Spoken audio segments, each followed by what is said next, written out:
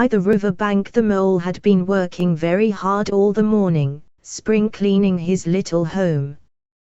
First with brooms, then with dusters, then on ladders and steps and chairs, with a brush and a pail of whitewash, till he had dust in his throat and eyes, and splashes of whitewash all over his black fur, and an aching back and weary arms. Spring was moving in the air above and in the earth below and around him, penetrating even his dark and lowly little house with its spirit of divine discontent and longing. It was small wonder, then, that he suddenly flung down his brush on the floor, said bother, and oh blow, and also hang spricklyig, and bolted out of the house without even waiting to put on his coat. Something up above was calling him imperiously, and he made for the steep little tunnel which answered in his case to the gravelled carriage drive owned by animals whose residences are nearer to the sun and air. So he scraped and scratched and scrabbled and scrooched, and then he scrooched again and scrabbled and scratched and scraped, working busily with his little paws and muttering to himself, up we go. Up we go. Till at last, pop! His snout came out into the sunlight, and he found himself rolling in the warm grass of a great meadow. This is fine, he said to himself. This is better than whitewashing. The sunshine struck hot on his fur, soft breezes caressed his heated brow, and after the seclusion of the cellarage he had lived in so long the carol of happy birds fell on his dulled hearing almost like a shout. Jumping off all his four legs at once, in the joy of living and the delight of spring without its cleaning, he pursued his way across the meadow till he reached the hedge on the further side. Hold up, said an elderly rabbit at the gap. Sixpence for the privilege of passing by the private road. He was bowled over in an instant by the impatient and contemptuous mole, who trotted along the side of the hedge chaffing the other rabbits as they peeped hurriedly from their holes to see what the row was about. Onion sauce. Onion sauce, he remarked jeeringly, and was gone before they could think of a thoroughly satisfactory reply. Then they all started grumbling at each other. How stupid you are! Why didn't you tell him well? Why didn't you say you might have reminded him, and so on, in the usual way? But, of course, it was then much too late, as is always the case. It all seemed too good to be true. Hither and thither through the meadows he rambled busily, along the hedgerows, across the copses, finding everywhere birds building, flowers budding, leaves thrusting, everything happy, and progressive, and occupied. And instead of having an uneasy conscience pricking him and whispering whitewash, he somehow could only feel how jolly it was to be the only idle dog among all these busy citizens. After all, the best part of a holiday is perhaps not so much to be resting yourself, as to see all the other fellows busy working. He thought his happiness was complete when, as he meandered aimlessly along, suddenly he stood by the edge of a full-fed river. Never in his life had he seen a river before, this sleek, sinuous, full-bodied animal, chasing and chuckling, gripping things with a gurgle and leaving them with a laugh, to fling itself on fresh playmates that shook themselves free, and were caught and held again. All was a shake and a shiver, glints and gleams and sparkles, rustle and swirl, chatter and bubble. The mole was bewitched, entranced, fascinated. By the side of the river he trotted as one trots, when very small, by the side of a man who holds one spellbound by exciting stories, and when tired at last, he sat on the bank, while the river still chattered on to him, a babbling procession of the best stories in the world, sent from the heart of the earth to be told at last to the insatiable sea. As he sat on the grass and looked across the river, a dark hole in the bank opposite, just above the water's edge, caught his eye, and dreamily he fell to considering what a nice snug dwelling place it would make for an animal with few wants and fond of a bijou riverside residence. above flood level and remote from noise and dust. As he gazed, something bright and small seemed to twinkle down in the heart of it, vanished, then twinkled once more like a tiny star. But it could hardly be a star in such an unlikely situation, and it was too glittering and small for a glowworm. Then, as he looked, it winked at him, and so declared itself to be an eye, and a small face began gradually to grow up round it, like a frame round a picture. A brown little face, with whiskers. A grave round face, with the same twinkle in its eye that had first attracted his notice. Small neat ears and thick silky hair. It was the water rat. Then the two animals stood and regarded each other cautiously. "Hello, mole," said the water rat. "Hello, rat," said the mole. "Would you like to come over?" inquired the rat presently. "Oh, it's all very well to talk," said the mole, rather pettishly, he being new to a river and riverside life and its ways.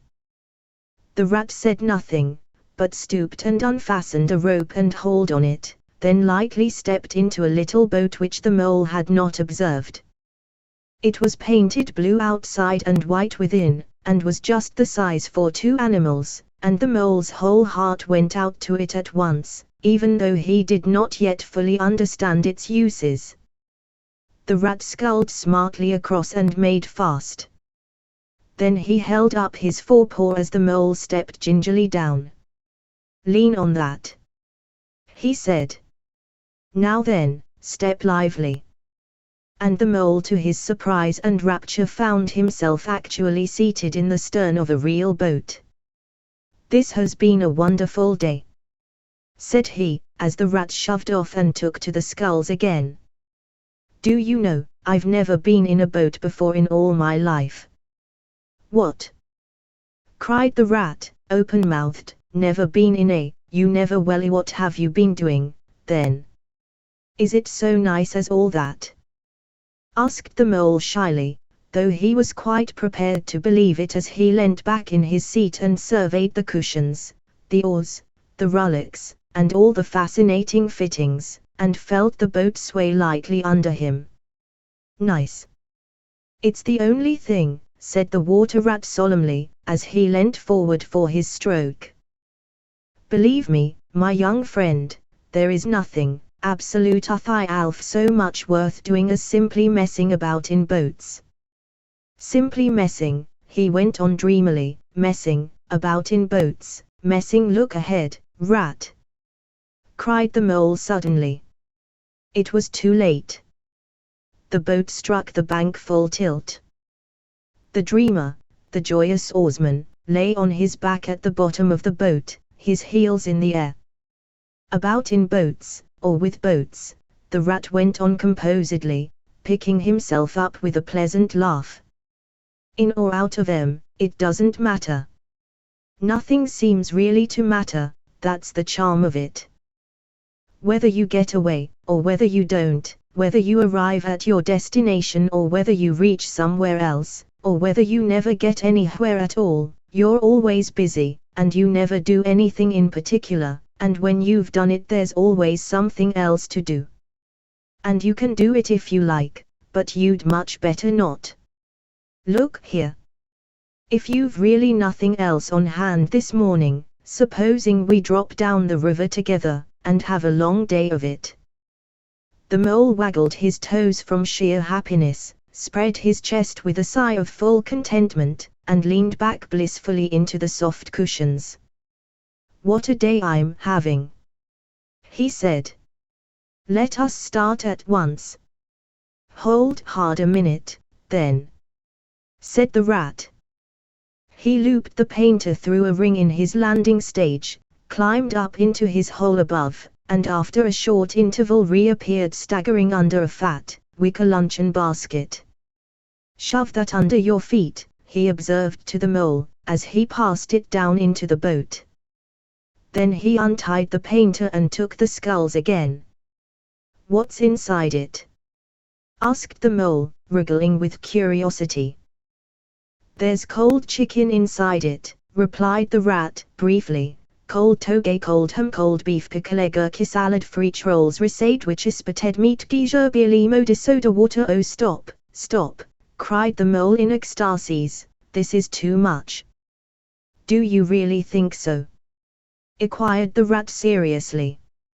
It's only what I always take on these little excursions, and the other animals are always telling me that I'm a mean beast and cut it very fine.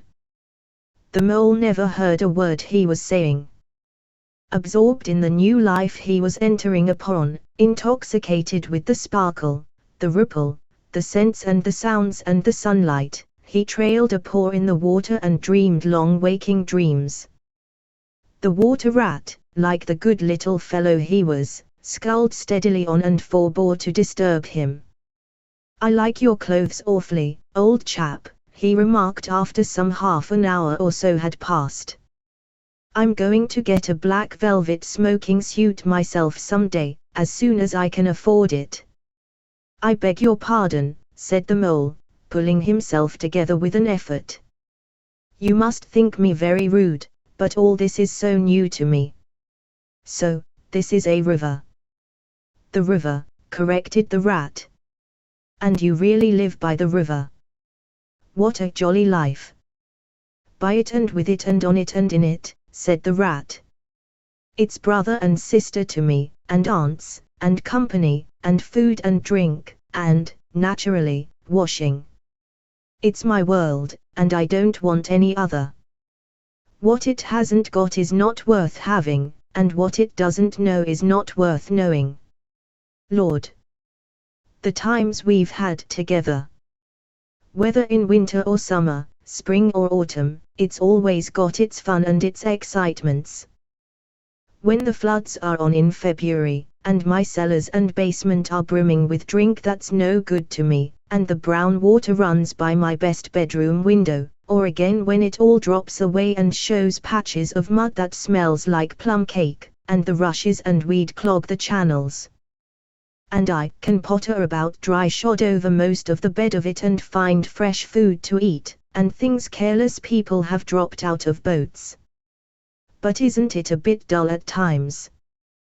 The mole ventured to ask.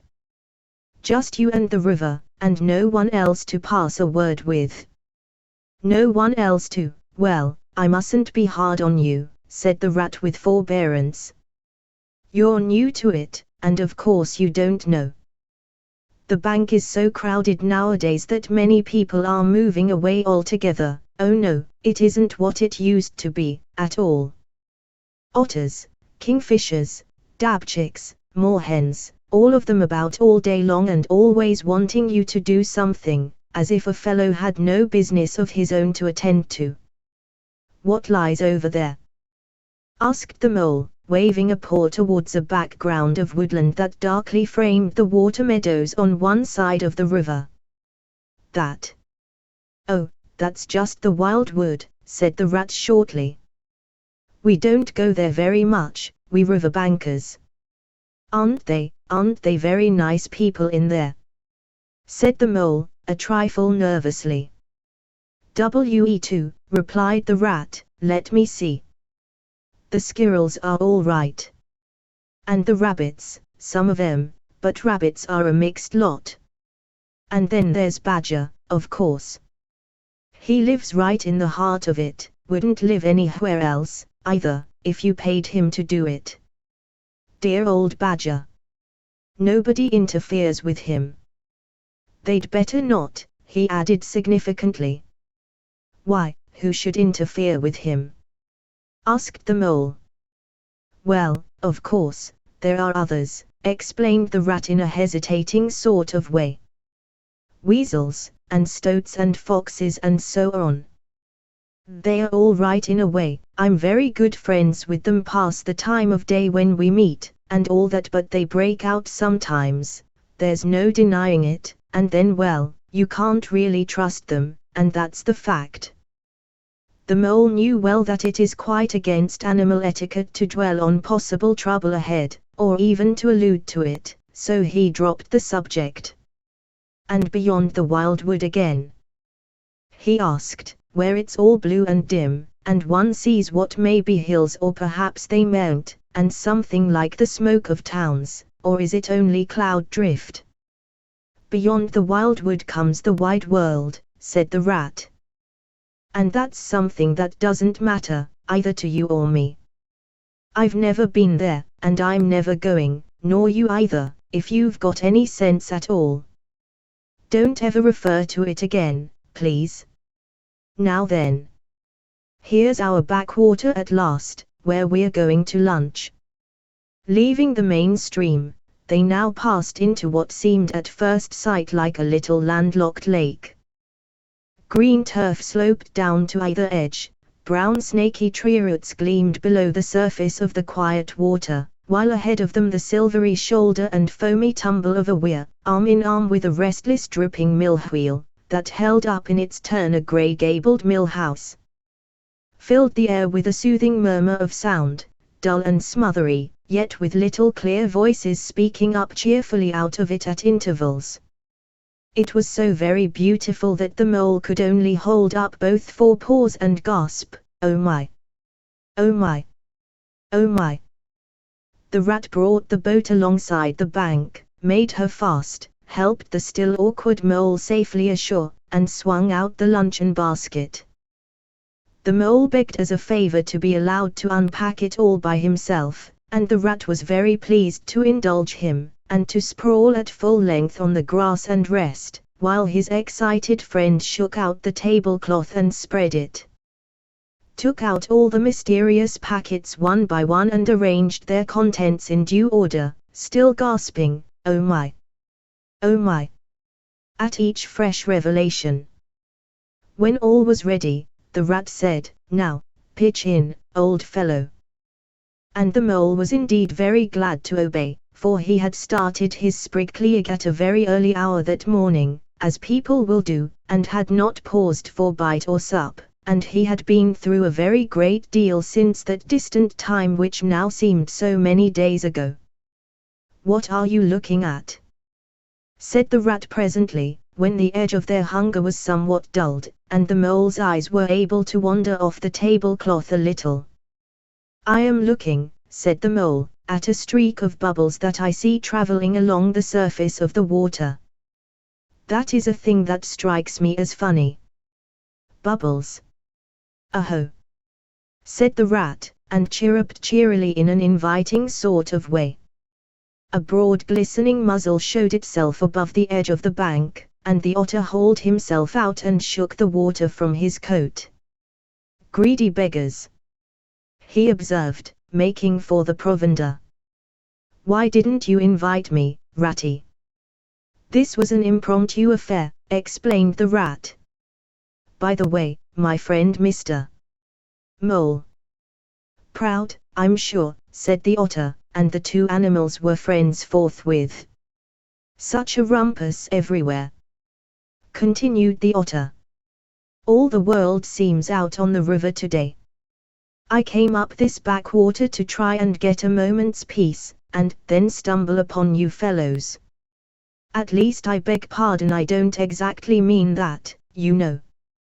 There was a rustle behind them, proceeding from a hedge wherein last year's leaves still clung thick, and a stripy head, with high shoulders behind it, peered forth on them. "Come on, old badger!" shouted the rat. The badger trotted forward a pace or two, then grunted, "Home! Company," and turned his back and disappeared from view. "That's just the sort of fellow he is," observed the disappointed rat. "Simply hates society. Now we shan't see any more of him today." "Well, tell us, who's out on the river?" "Toad's out, for one," replied the otter. "In his brand new wager boat, new togs, new everything." The two animals looked at each other and laughed. "Once, it was nothing but sailing," said the rat. "Then he tired of that and took to punting. Nothing would please him but to punt all day and every day, and a nice mess he made of it. Last year it was houseboating, and we all had to go and stay with him in his houseboat, and pretend we liked it. He was going to spend the rest of his life in a houseboat. It's all the same, whatever he takes up, he gets tired of it, and starts on something fresh. Such a good fellow, too, remarked the Otter reflectively, but no stability, especially in a boat. From where they sat they could get a glimpse of the main stream across the island that separated them, and just then a wager boat flashed into view, the rower a short, stout figure, splashing badly and rolling a good deal, but working his hardest. The Rat stood up and hailed him, but Toad, for it was he, shook his head and settled sternly to his work. "He'll be out of the boat in a minute if he rolls like that," said the Rat, sitting down again. "Of course he will," chuckled the Otter. "Did I ever tell you that good story about Toad and the lock keeper? It happened this way. Toad." An errant mayfly swerved unsteadily athwart the current in the intoxicated fashion affected by young bloods of mayflies seeing life. A swirl of water and a cloop. And the mayfly was visible no more. Neither was the Otter. The Mole looked down. The voice was still in his ears, but the turf whereon he had sprawled was clearly vacant. Not an otter to be seen, as far as the distant horizon. But again there was a streak of bubbles on the surface of the river. The Rat hummed a tune, and the Mole recollected that animal etiquette forbade any sort of comment on the sudden disappearance of one's friends at any moment, for any reason or no reason whatever. "Well, well," said the Rat, "I suppose we ought to be moving. I wonder which of us had better pack the luncheon basket." He did not speak as if he was frightfully eager for the treat. "Oh, please let me," said the Mole. So, of course, the Rat let him. Packing the basket was not quite such pleasant work as unpacking the basket. It never is. But the Mole was bent on enjoying everything, and although just when he had got the basket packed and strapped up tightly he saw a plate staring up at him from the grass, and when the job had been done again the Rat pointed out a fork which anybody ought to have seen, and last of all, behold! The mustard pot, which he had been sitting on without knowing it. Still, somehow, the thing got finished at last, without much loss of temper. The afternoon sun was getting low as the Rat sculled gently homewards in a dreamy mood, murmuring poetry things over to himself, and not paying much attention to Mole. But the Mole was very full of lunch, and self-satisfaction, and pride, and already quite at home in a boat, so he thought, and was getting a bit restless besides, and presently he said, "Ratty, please, I want to row, now." The Rat shook his head with a smile. "Not yet, my young friend," he said, "wait till you've had a few lessons. It's not so easy as it looks." The Mole was quiet for a minute or two. But he began to feel more and more jealous of Rat, sculling so strongly and so easily along, and his pride began to whisper that he could do it every bit as well.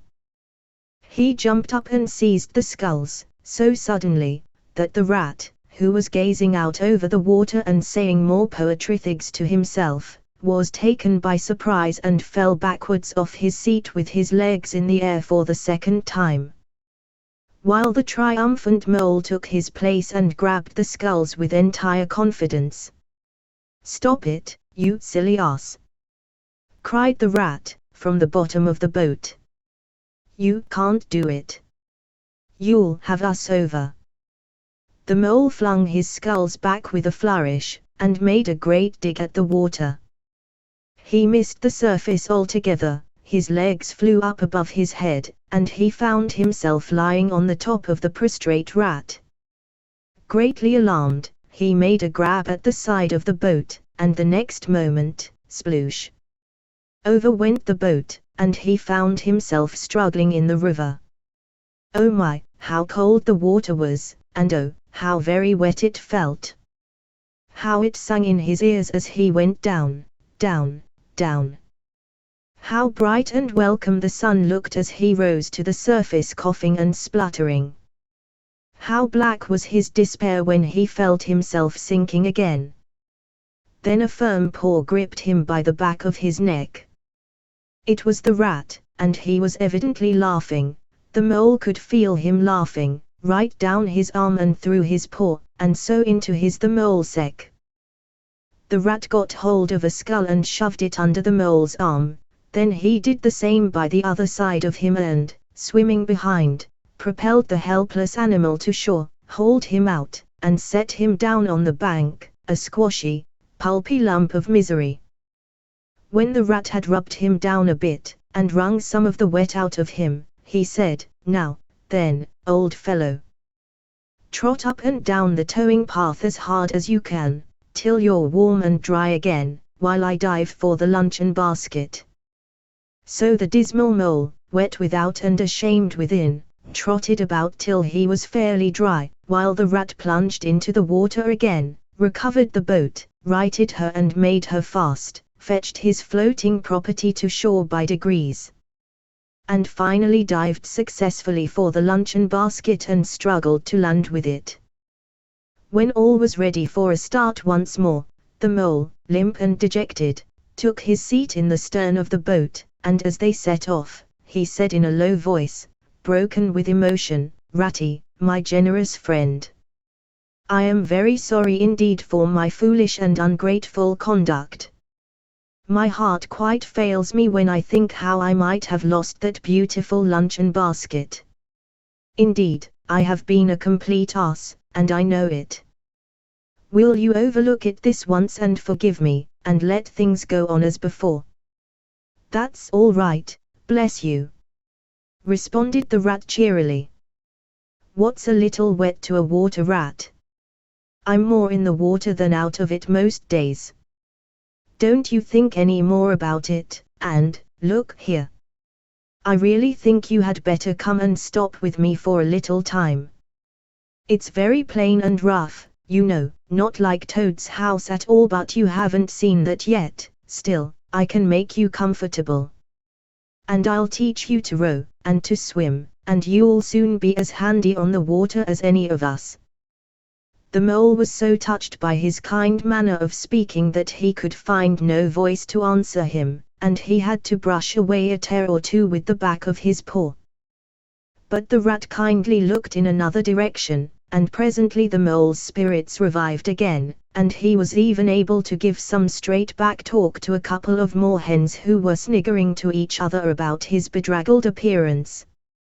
When they got home, the rat made a bright fire in the parlor, and planted the mole in an armchair in front of it, having fetched down a dressing gown and slippers for him, and told him river stories till supper time. Very thrilling stories they were, too, to an earth-dwelling animal like mole.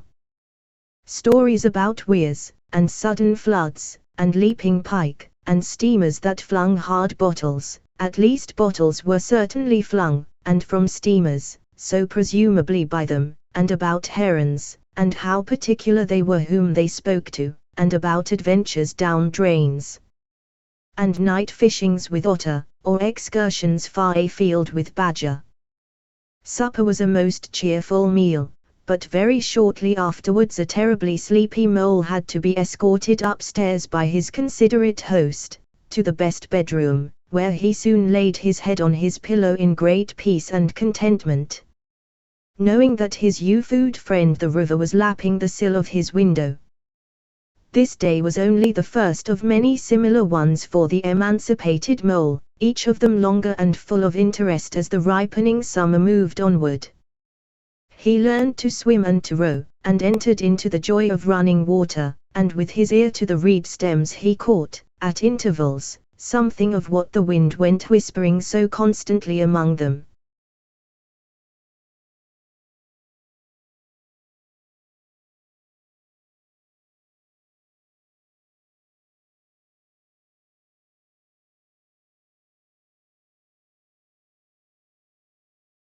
"The open road, Ratty," said the mole suddenly, one bright summer morning, "if you please, I want to ask you a favor." The rat was sitting on the river bank, singing a little song. He had just composed it himself, so he was very taken up with it, and would not pay proper attention to Mole or anything else. Since early morning he had been swimming in the river, in company with his friends the ducks. And when the ducks stood on their heads suddenly, as ducks will, he would dive down and tickle their necks, just under where their chins would be if ducks had chins, till they were forced to come to the surface again in a hurry, spluttering and angry and shaking their feathers at him. For it is impossible to say quite all you feel when your head is under water. At last they implored him to go away and attend to his own affairs and leave them to mind theirs. So the rat went away, and sat on the river bank in the sun, and made up a song about them, which he called Duck's Ditty. All along the backwater, through the rushes tall, ducks are a-dabbling, up tails all. Ducks' tails, drakes' tails, yellow feet a-quiver, yellow bills all out of sight busy in the river. Slushy green undergrowth where the roach swim, here we keep our larder, cool and full and dim. Everyone for what he likes. We like to be heads down, tails up, dabbling free. High in the blue above swifts whirl and call. We are down a-dabbling up tails all. I don't know that I think so very much of that little song, Rat, observed the Mole cautiously. He was no poet himself and didn't care who knew it, and he had a candid nature. Nor don't the ducks neither, replied the rat cheerfully. They say, why can't fellows be allowed to do what they like when they like and as they like, instead of other fellows sitting on banks and watching them all the time and making remarks and poetry and things about them. What nonsense it all is. That's what the ducks say. So it is, said the Mole, with great heartiness. No, it isn't, cried the rat indignantly. Well then, it isn't, replied the Mole soothingly. But what I wanted to ask you was, won't you take me to call on Mr. Toad? I've heard so much about him, and I do so want to make his acquaintance. Why, certainly, said the good-natured rat, jumping to his feet and dismissing poetry from his mind for the day. Get the boat out, and we'll paddle up there at once. It's never the wrong time to call on Toad. Early or late he's always the same fellow. Always good-tempered, always glad to see you, always sorry when you go. He must be a very nice animal, observed the Mole, as he got into the boat and took the sculls, while the rat settled himself comfortably in the stern. He is indeed the best of animals, replied Rat. So simple, so good-natured, and so affectionate. Perhaps he's not very clever, we can't all be geniuses, and it may be that he is both boastful and conceited. But he has got some great qualities, has Toady. Rounding a bend in the river, they came in sight of a handsome, dignified old house of mellowed red brick, with well-kept lawns reaching down to the water's edge. There's Toad Hall, said the rat, and that creek on the left, where the notice board says, Private. No landing allowed, leads to his boathouse, where we'll leave the boat. The stables are over there to the right. That's the banqueting hall you're looking at now, very old, that is. Toad is rather rich, you know, and this is really one of the nicest houses in these parts, though we never admit as much to Toad. They glided up the creek, and the Mole shipped his sculls as they passed into the shadow of a large boathouse. Here they saw many handsome boats, slung from the cross beams or hauled up on a slip, but none in the water, and the place had an unused and a deserted air. The rat looked around him. I understand, said he. Boating is played out. He's tired of it, and done with it. I wonder what new fad he has taken up now. Come along and let's look him up. We shall hear all about it quite soon enough. They disembarked, and strolled across the gay flower-decked lawns in search of Toad, whom they presently happened upon resting in a wicker garden chair, with a preoccupied expression of face, and a large map spread out on his knees. "Hooray!" he cried, jumping up on seeing them, "this is splendid." He shook the paws of both of them warmly, never waiting for an introduction to the mole. "How kind of you," he went on, dancing round them. "I was just going to send a boat down the river for you, Ratty, with strict orders that you were to be fetched up here at once, whatever you were doing. I want you badly, both of you. Now what will you take? Come inside and have something. You don't know how lucky it is, you're turning up just now. Let's sit quiet a bit, Toady," said the rat, throwing himself into an easy chair, while the mole took another by the side of him and made some civil remark about Toad's delightful residence. "Finest house on the whole river," cried Toad boisterously. "Or anywhere else, for that matter," he could not help add in. Here the rat nudged the mole. Unfortunately the Toad saw him do it, and turned very red. There was a moment's painful silence. Then Toad burst out laughing. "All right, Ratty," he said. "It's only my way, you know. And it's not such a very bad house, is it? You know you rather like it yourself. Now, look here. Let's be sensible. You are the very animals I wanted. You've got to help me. It's most important. It's about your rowing, I suppose," said the rat, with an innocent air.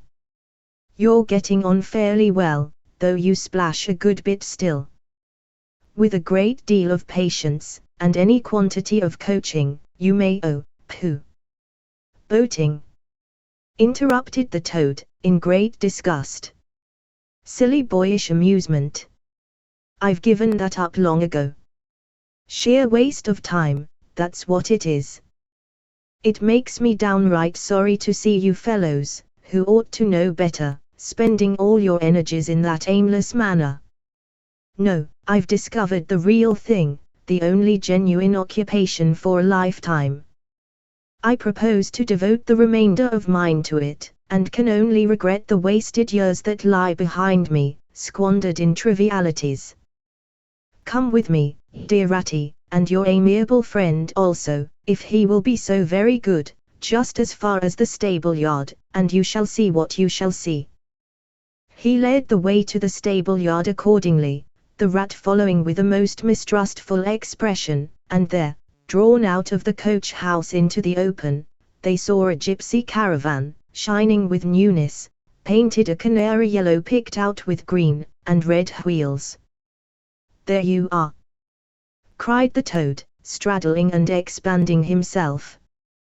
"There's real life for you, embodied in that little cart. The open road, the dusty highway, the heath, the common, the hedgerows, the rolling downs. Camps, villages, towns, cities. Here today, up and off to somewhere else tomorrow. Travel, change, interest, excitement.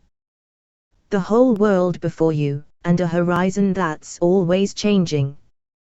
And mind, this is the very finest cart of its sort that was ever built, without any exception.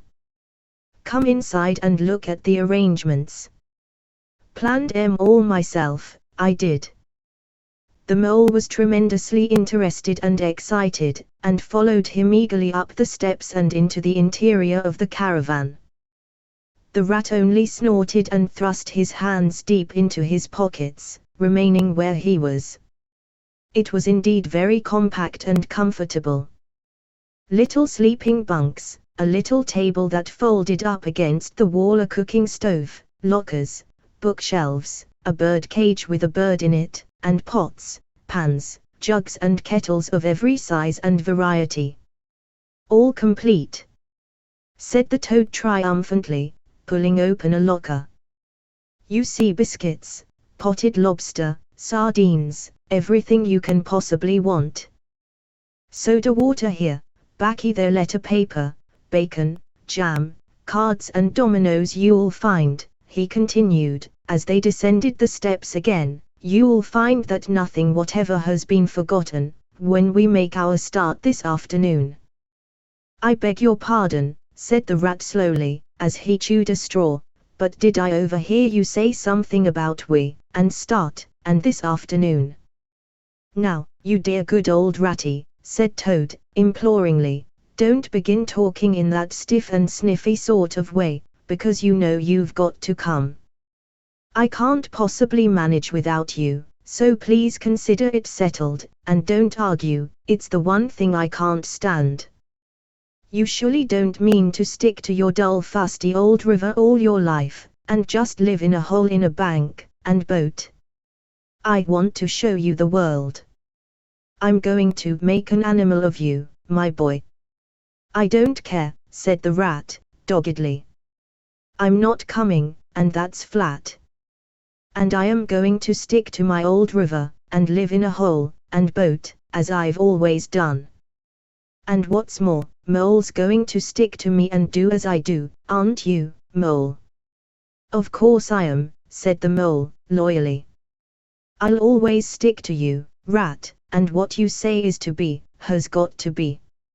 All the same, it sounds as if it might have been, well, rather fun, you know. He added, wistfully. Poor Mole. The life adventurous was so new a thing to him, and so thrilling, and this fresh aspect of it was so tempting, and he had fallen in love at first sight with the canary-coloured cart and all its little fitments. The rat saw what was passing in his mind, and wavered. He hated disappointing people, and he was fond of the Mole, and would do almost anything to oblige him. Toad was watching both of them closely. Come along in, and have some lunch, he said, diplomatically, and we'll talk it over. We needn't decide anything in a hurry. Of course, I don't really care. I only want to give pleasure to you fellows. Live for others. That's my motto in life. During luncheon, which was excellent, of course, as everything at Toad Hall always was, the Toad simply let himself go. Disregarding the rat, he proceeded to play upon the inexperienced Mole as on a harp. Naturally a voluble animal, and always mastered by his imagination, he painted the prospects of the trip and the joys of the open life and the roadside in such glowing colors that the Mole could hardly sit in his chair for excitement. Somehow, it soon seemed taken for granted by all three of them that the trip was a settled thing, and the rat, though still unconvinced in his mind, allowed his good nature to override his personal objections. He could not bear to disappoint his two friends, who were already deep in schemes and anticipations, planning out each day's separate occupation for several weeks ahead. When they were quite ready, the now triumphant Toad led his companions to the paddock and set them to capture the old grey horse, who, without having been consulted, and to his own extreme annoyance, had been told off by Toad for the dustiest job in this dusty expedition. He frankly preferred the paddock, and took a deal of catching. Meantime Toad packed the lockers still tighter with necessaries, and hung nosebags, nets of onions, bundles of hay, and baskets from the bottom of the cart. At last the horse was caught and harnessed, and they set off, all talking at once, each animal either trudging by the side of the cart or sitting on the shaft, as the humour took him. It was a golden afternoon. The smell of the dust they kicked up was rich and satisfying. Out of thick orchards on either side the road, birds called and whistled to them cheerily. Good-natured wayfarers, passing them, gave them good day, or stopped to say nice things about their beautiful cart, and rabbits. Sitting at their front doors in the hedgerows, held up their forepaws, and said, "Oh my! Oh my! Oh my!" Late in the evening, tired and happy and miles from home, they drew up on a remote common far from habitations, turned the horse loose to graze, and ate their simple supper sitting on the grass by the side of the cart. Toad talked big about all he was going to do in the days to come, while stars grew fuller and larger all around them, and a yellow moon, appearing suddenly and silently from nowhere in particular, came to keep them company and listen to their talk. At last they turned into their little bunks in the cart, and Toad, kicking out his legs, sleepily said, "Well, good night, you fellows. This is the real life for a gentleman. Talk about your old river." "I don't talk about my river," replied the patient rat. "You know I don't, Toad." "But I think about it," he added pathetically, in a lower tone, "I think about it, all the time." The mole reached out from under his blanket, felt for the rat's paw in the darkness, and gave it a squeeze. "I'll do whatever you like, Ratty," he whispered. "Shall we run away tomorrow morning, quite early, very early, and go back to our dear old hole on the river?" "No, no, we'll see it out," whispered back the rat. "Thanks awfully, but I ought to stick by Toad till this trip is ended. It wouldn't be safe for him to be left to himself. It won't take very long. His fads never do. Good night." The end was indeed nearer than even the rat suspected. After so much open air and excitement, the Toad slept very soundly, and no amount of shaking could rouse him out of bed next morning. So the mole and rat turned to, quietly and manfully, and while the rat saw to the horse, and lit a fire, and cleaned last night's cups and platters, and got things ready for breakfast, the mole trudged off to the nearest village, a long way off. For milk and eggs and various necessaries the Toad had, of course, forgotten to provide. The hard work had all been done, and the two animals were resting, thoroughly exhausted, by the time Toad appeared on the scene, fresh and gay, remarking what a pleasant easy life it was they were all leading now, after the cares and worries and fatigues of housekeeping at home. They had a pleasant ramble that day over grassy downs and along narrow byleys, and camped as before, on a common, only this time the two guests took care that Toad should do his fair share of work. In consequence, when the time came for starting next morning, Toad was by no means so rapturous about the simplicity of the primitive life, and indeed attempted to resume his place in his bunk, whence he was hauled by force. Their way lay, as before, across country by narrow lanes, and it was not till the afternoon that they came out on the high road, their first high road, and their disaster, fleet and unforeseen, sprang out on them, disaster momentous indeed to their expedition, but simply overwhelming in its effect on the after career of Toad. They were strolling along the high road easily, the mole by the horse's head, talking to him, since the horse had complained that he was being frightfully left out of it.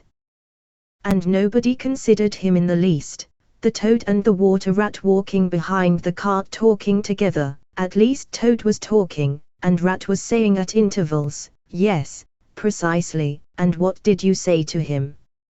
and thinking all the time of something very different, when far behind them they heard a faint warning hum, like the drone of a distant bee. Glancing back, they saw a small cloud of dust, with a dark center of energy, advancing on them at incredible speed, while from out the dust a faint poop-poop wailed like an uneasy animal in pain.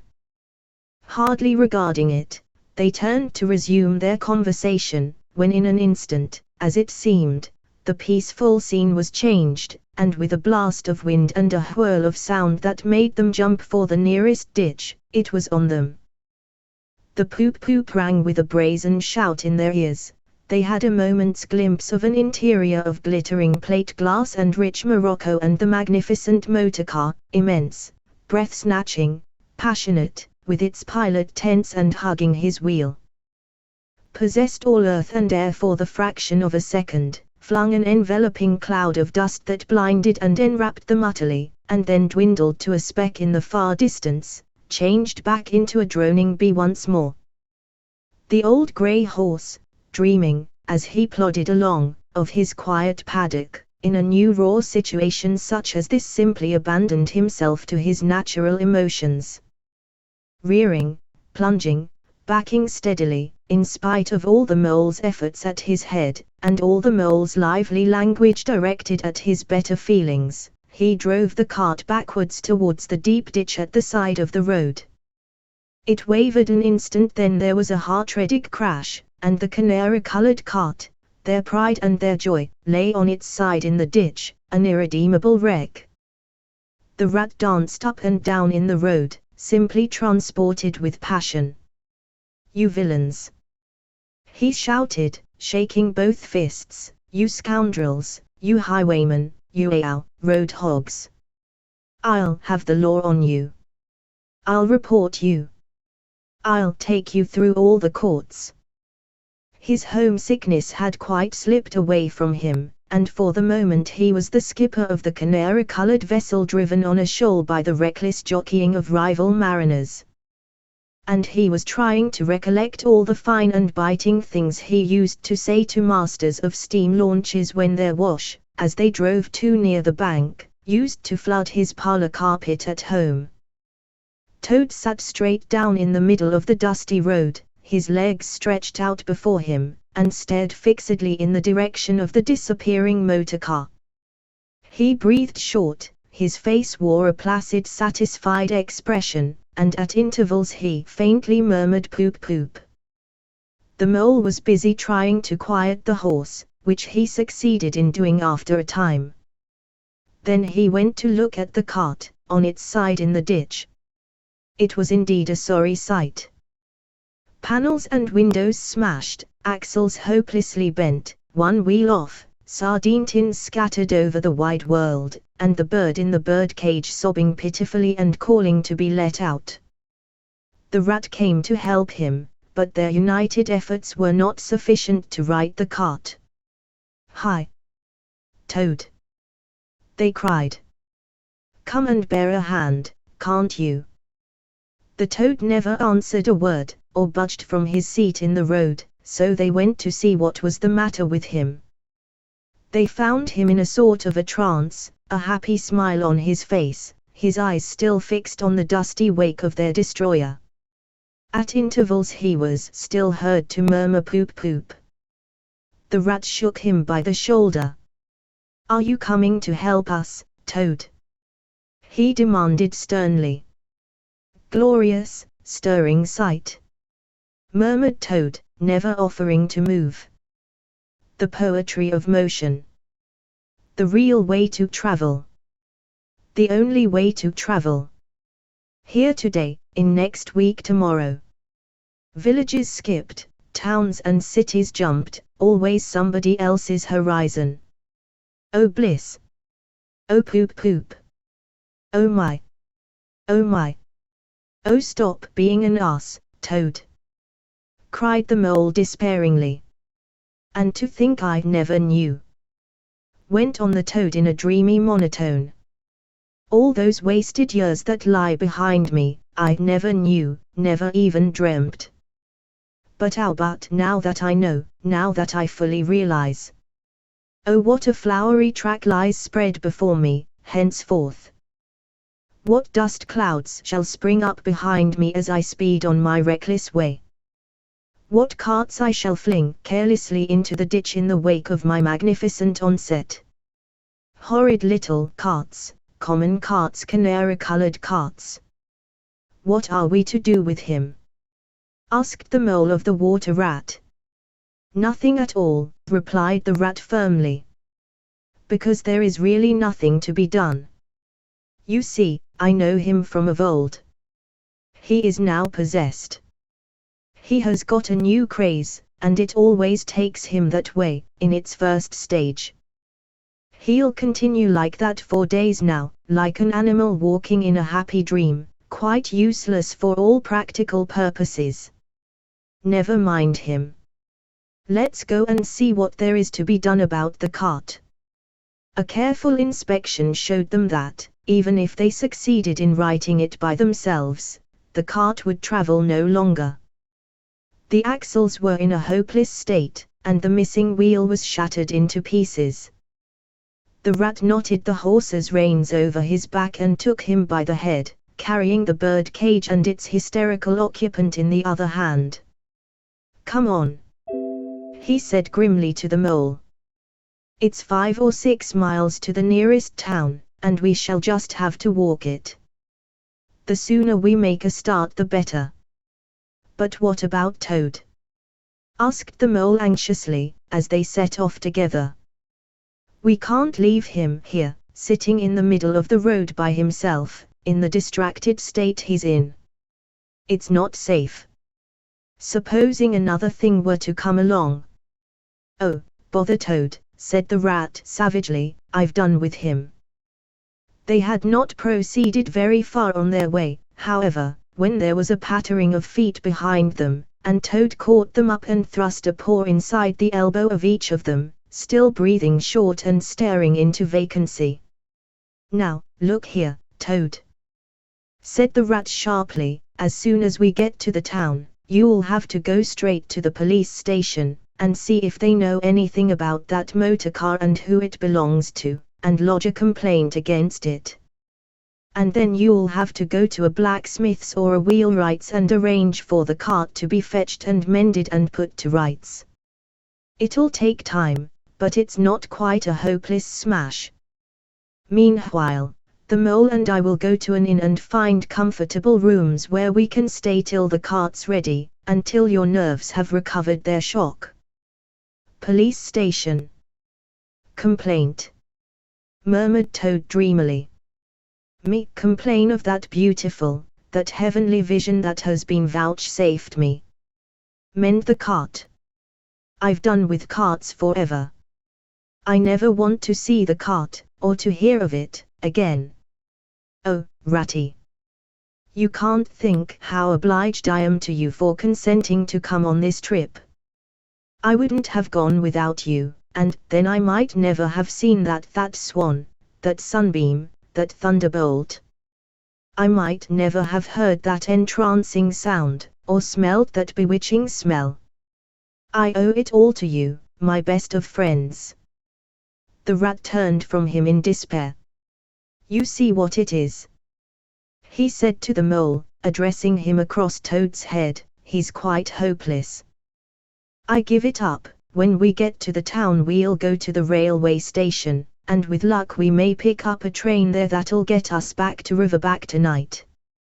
And if ever you catch me going a pleasuring with this provoking animal again—" He snorted, and during the rest of that weary trudge addressed his remarks exclusively to Mole. On reaching the town they went straight to the station and deposited Toad in the second-class waiting room, giving a porter 2d to keep a strict eye on him. They then left the horse at an inn stable, and gave what directions they could about the cart and its contents. Eventually, a slow train having landed them at a station not very far from Toad Hall, they escorted the spellbound, sleepwalking Toad to his door, put him inside it, and instructed his housekeeper to feed him, undress him, and put him to bed.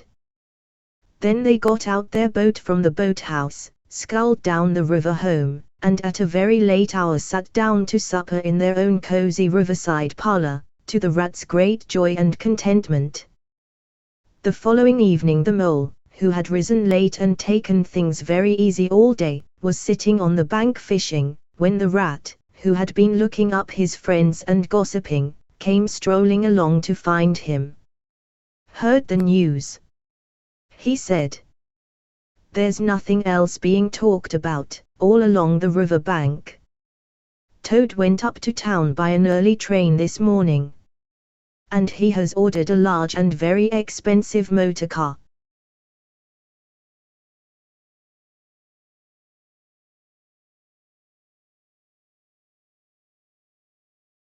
The wildwood the mole had long wanted to make the acquaintance of the badger. He seemed, by all accounts, To be such an important personage and, though rarely visible, to make his unseen influence felt by everybody about the place.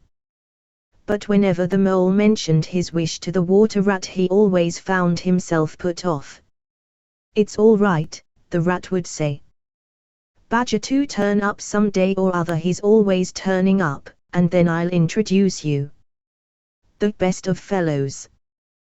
But you must not only take him as you find him, but when you find him. Couldn't you ask him here, dinner or something?" said the mole. "He wouldn't come," replied the rat simply. "Badger hates society, and invitations, and dinner, and all that sort of thing." "Well, then, supposing we go and call on him?" suggested the mole. "Oh, I'm sure he wouldn't like that at all," said the rat, quite alarmed. "He's so very shy, he'd be sure to be offended. I've never even ventured to call on him at his own home myself, though I know him so well. Besides, we can't. It's quite out of the question, because he lives in the very middle of the wild wood." "Well, supposing he does," said the mole. "You told me the wild wood was all right, you know." "Oh, I know, so it is," replied the rat evasively. "But I think we won't go there just now. Not just yet. It's a long way, and he wouldn't be at home at this time of year anyhow, and he'll be coming along some day, if you'll wait quietly." The mole had to be content with this. But the badger never came along, and every day brought its amusements, and it was not till summer was long over, and cold and frost and miry ways kept them much indoors, and the swollen river raced past outside their windows with a speed that mocked at boating of any sort or kind, that he found his thoughts dwelling again with much persistence on the solitary grey badger, who lived his own life by himself, in his hole in the middle of the wild wood. In the winter time the rat slept a great deal, retiring early and rising late. During his short day he sometimes scribbled poetry or did other small domestic jobs about the house, and, of course, there were always animals dropping in for a chat, and consequently there was a good deal of storytelling and comparing notes on the past summer and all its doings. Such a rich chapter it had been, when one came to look back on it all. With illustrations so numerous and so very highly colored. The pageant of the river bank had marched steadily along, unfolding itself in scene pictures that succeeded each other in stately procession. Purple Loosestrife arrived early, shaking luxuriant tangled locks along the edge of the mirror whence its own face laughed back at it. Willow Herb, tender and wistful, like a pink sunset cloud, was not slow to follow. Comfrey, the purple hand-hard with the white, crept forth to take its place in the line, and at last one morning the diffident and delaying dog Rose stepped delicately on the stage, and one knew, as if string music had announced it in stately chords that strayed into a gavotte, that June at last was here. One member of the company was still awaited, the shepherd boy for the nymphs to woo, the knight for whom the ladies waited at the window, the prince that was to kiss the sleeping summer back to life and love. But when Meadow Sweet, debonair and odorous in amber jerkin, moved graciously to his place in the group, then the play was ready to begin. And what a play it had been!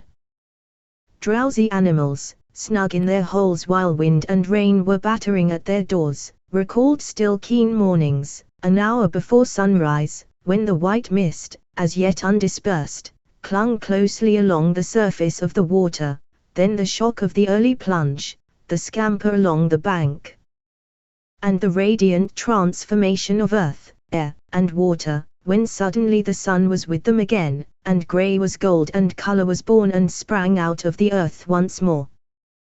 They recalled the languorous siesta of hot midday, deep in green undergrowth, the sun striking through in tiny golden shafts and spots, the boating and bathing of the afternoon, the rambles along dusty lanes and through yellow cornfields, and the long, cool evening at last.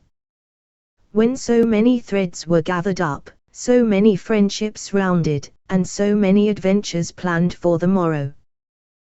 There was plenty to talk about on those short winter days when the animals found themselves round the fire. Still, the mole had a good deal of spare time on his hands, and so one afternoon, when the rat in his armchair before the blaze was alternately dozing and trying over rhymes that wouldn't fit, he formed the resolution to go out by himself and explore the wild wood, and perhaps strike up an acquaintance with Mr. Badger. It was a cold still afternoon with a hard steely sky overhead, when he slipped out of the warm parlor into the open air. The country lay bare and entirely leafless around him, and he thought that he had never seen so far and so intimately into the insides of things as on that winter day when nature was deep in her annual slumber and seemed to have kicked the clothes off. Copses, dells, quarries and all hidden places, which had been mysterious mines for exploration in leafy summer, now exposed themselves and their secrets pathetically, and seemed to ask him to overlook their shabby poverty for a while, till they could riot in rich masquerade as before, and trick and entice him with the old deceptions. It was pitiful in a way, and yet cheering, even exhilarating. He was glad that he liked the country undecorated, hard, and stripped of its finery. He had got down to the bare bones of it, and they were fine and strong and simple. He did not want the warm clover and the play of seeding grasses, the screens of quickset, the billowy drapery of beech and elm seemed best away, and with great cheerfulness of spirit he pushed on towards the wild wood, which lay before him low and threatening, like a black reef in some still southern sea. There was nothing to alarm him at first entry. Twigs crackled under his feet, logs tripped him, funguses on stumps resembled caricatures, and startled him for the moment by their likeness to something familiar and far away, but that was all fun, and exciting. It led him on, and he penetrated to where the light was less, and trees crouched nearer and nearer, and holes made ugly mouths at him on either side. Everything was very still now. The dusk advanced on him steadily, rapidly, gathering in behind and before, and the light seemed to be draining away like flood water. Then the faces began. It was over his shoulder, and indistinctly, that he first thought he saw a face, a little evil wedge-shaped face, looking out at him from a hole. When he turned and confronted it, the thing had vanished. He quickened his pace, telling himself cheerfully not to begin imagining things, or there would be simply no end to it. He passed another hole, and another, and another, and then, yes. No. Yes. Certainly a little narrow face, with hard eyes, had flashed up for an instant from a hole, and was gone. He hesitated, braced himself up for an effort and strode on. Then suddenly, and as if it had been so all the time, every hole, far and near, and there were hundreds of them, seemed to possess its face, coming and going rapidly, all fixing on him glances of malice and hatred, all hard-eyed and evil and sharp. If he could only get away from the holes in the banks, he thought, there would be no more faces. He swung off the path and plunged into the untrodden places of the wood. Then the whistling began.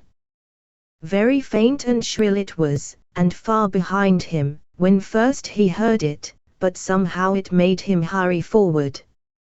Then, still very faint and shrill, it sounded far ahead of him, and made him hesitate and want to go back.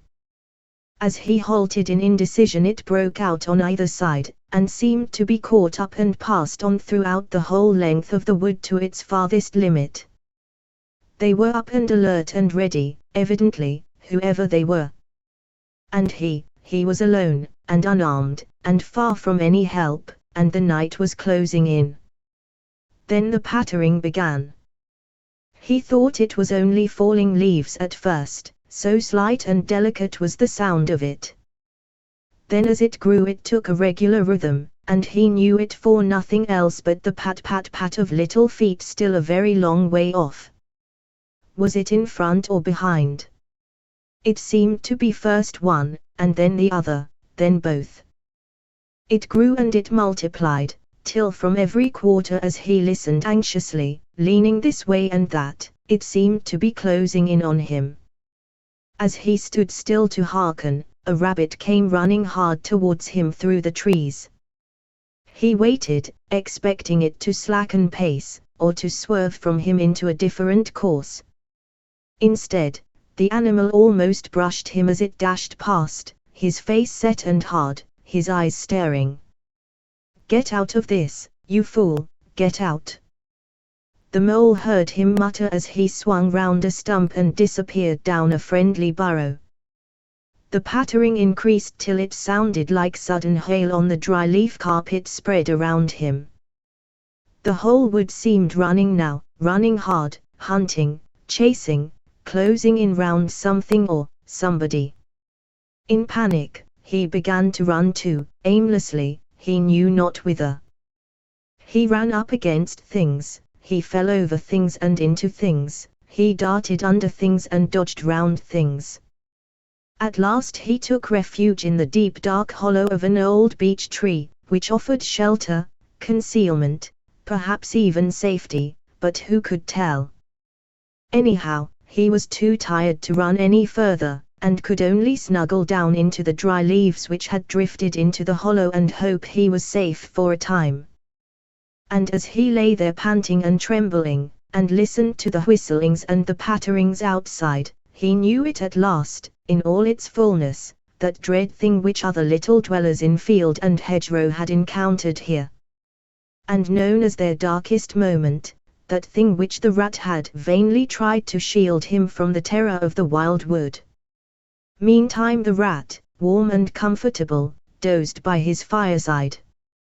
His paper of half-finished verses slipped from his knee, his head fell back, his mouth opened, and he wandered by the verdant banks of dream rivers. Then a coal slipped, the fire crackled and sent up a spurt of flame, and he woke with a start. Remembering what he had been engaged upon, he reached down to the floor for his verses, pored over them for a minute, and then looked round for the mole to ask him if he knew a good rhyme for something or other. But the mole was not there. He listened for a time. The house seemed very quiet. Then he called Molly several times, and, receiving no answer, got up and went out into the hall. The mole's cap was missing from its accustomed peg. His goloshes, which always lay by the umbrella stand, were also gone. The rat left the house, and carefully examined the muddy surface of the ground outside, hoping to find the mole's tracks. There they were, sure enough. The goloshes were new, just bought for the winter, and the pimples on their soles were fresh and sharp. He could see the imprints of them in the mud, running along straight and purposeful, leading direct to the wild wood. The rat looked very grave, and stood in deep thought for a minute or two. Then he re-entered the house, strapped a belt round his waist, shoved a brace of pistols into it, took up a stout cudgel that stood in a corner of the hall, and set off for the wildwood at a smart pace. It was already getting towards dusk when he reached the first fringe of trees and plunged without hesitation into the wood, looking anxiously on either side for any sign of his friend. Here and there wicked little faces popped out of holes, but vanished immediately at sight of the valorous animal, his pistols, and the great ugly cudgel in his grasp, and the whistling and pattering, which he had heard quite plainly on his first entry, died away and ceased, and all was very still. He made his way manfully through the length of the wood, to its furthest edge, then, forsaking all paths, he set himself to traverse it, laboriously working over the whole ground, and all the time calling out cheerfully, "Molly, Molly, Molly. Where are you? It's me, it's old rat." He had patiently hunted through the wood for an hour or more, when at last to his joy he heard a little answering cry. Guiding himself by the sound, he made his way through the gathering darkness to the foot of an old beech tree, with a hole in it, and from out of the hole came a feeble voice, saying, "Ratty, is that really you?" The rat crept into the hollow, and there he found the mole, exhausted and still trembling. "Oh, Rat!" he cried, "I've been so frightened, you can't think." "Oh, I quite understand," said the rat soothingly. "You shouldn't really have gone and done it, Mole. I did my best to keep you from it. We riverbankers, we hardly ever come here by ourselves. If we have to come, we come in couples, at least, then we're generally all right. Besides, there are 100 things one has to know, which we understand all about and you don't, as yet. I mean passwords, and signs, and sayings which have power and effect, and plants you carry in your pocket, and verses you repeat, and dodges and tricks you practice, all simple enough when you know them, but they've got to be known if you're small, or you'll find yourself in trouble. Of course if you were badger or otter, it would be quite another matter. Surely the brave Mr. Toad wouldn't mind coming here by himself, would he?" inquired the mole. "Old Toad," said the rat, laughing heartily. "He wouldn't show his face here alone, not for a whole hatful of golden guineas, Toad wouldn't." The mole was greatly cheered by the sound of the rat's careless laughter, as well as by the sight of his stick and his gleaming pistols, and he stopped shivering and began to feel bolder and more himself again. "Now then," said the rat presently, "we really must pull ourselves together and make a start for home while there's still a little light left. It will never do to spend the night here, you understand. Too cold, for one thing." "Dear Ratty," said the poor mole, "I'm dreadfully sorry, but I'm simply dead beat and that's a solid fact. You must let me rest here a while longer, and get my strength back, if I'm to get home at all." "Oh, all right," said the good-natured rat, "rest away. It's pretty nearly pitch dark now, anyhow, and there ought to be a bit of a moon later." So the mole got well into the dry leaves and stretched himself out, and presently dropped off into sleep, though of a broken and troubled sort, while the rat covered himself up, too, as best he might, for warmth, and lay patiently waiting, with a pistol in his paw. When at last the mole woke up, much refreshed and in his usual spirits, the rat said, "Now then, I'll just take a look outside and see if everything's quiet, and then we really must be off." He went to the entrance of their retreat and put his head out. Then the mole heard him saying quietly to himself, "Hello! Hello! Here is a go." "What's up, Ratty?" asked the mole. "Snow is up," replied the rat briefly, "or rather, down. It's snowing hard." The mole came and crouched beside him, and, looking out, saw the wood that had been so dreadful to him in quite a changed aspect. Holes, hollows, pools, pitfalls, and other black menaces to the wayfarer were vanishing fast, and a gleaming carpet of fairy was springing up everywhere, that looked too delicate to be trodden upon by rough feet. A fine powder filled the air and caressed the cheek with a tingle in its touch, and the black holes of the trees showed up in a light that seemed to come from below. "Well, well, it can't be helped," said the rat, after pondering. "We must make a start, and take our chance, I suppose. The worst of it is, I don't exactly know where we are.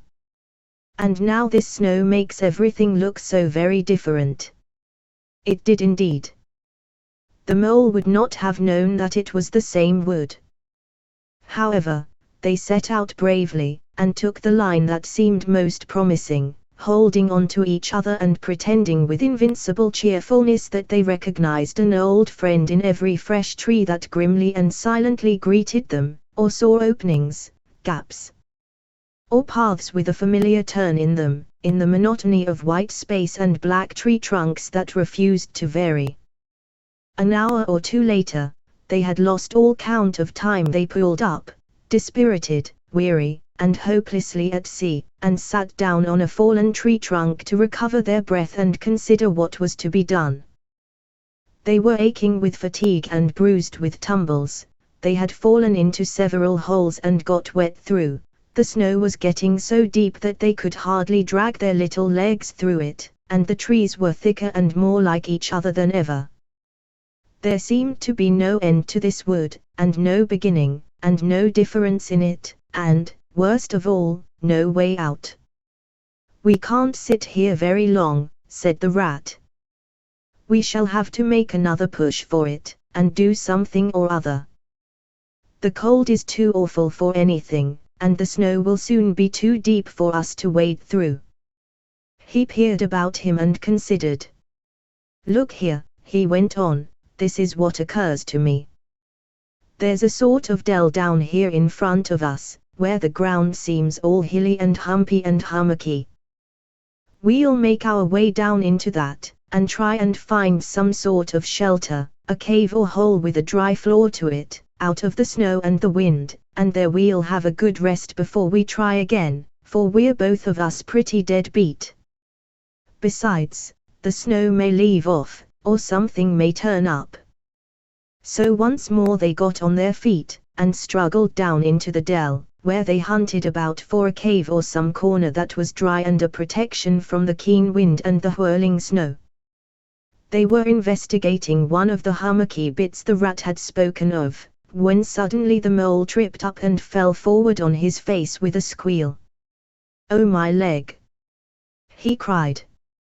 "Oh, my poor shin!" And he sat up on the snow and nursed his leg in both his front paws. "Poor old mole," said the rat kindly. "You don't seem to be having much luck today, do you? Let's have a look at the leg. Yes," he went on, going down on his knees, to look, "you've cut your shin, sure enough. Wait till I get at my handkerchief, and I'll tie it up for you." "I must have tripped over a hidden branch or a stump," said the mole miserably. "Oh, my! Oh, my! It's a very clean cut," said the rat, examining it again attentively. "That was never done by a branch or a stump. Looks as if it was made by a sharp edge of something in metal. Funny." He pondered a while, and examined the humps and slopes that surrounded them. "Well, never mind what done it," said the mole, forgetting his grammar in his pain.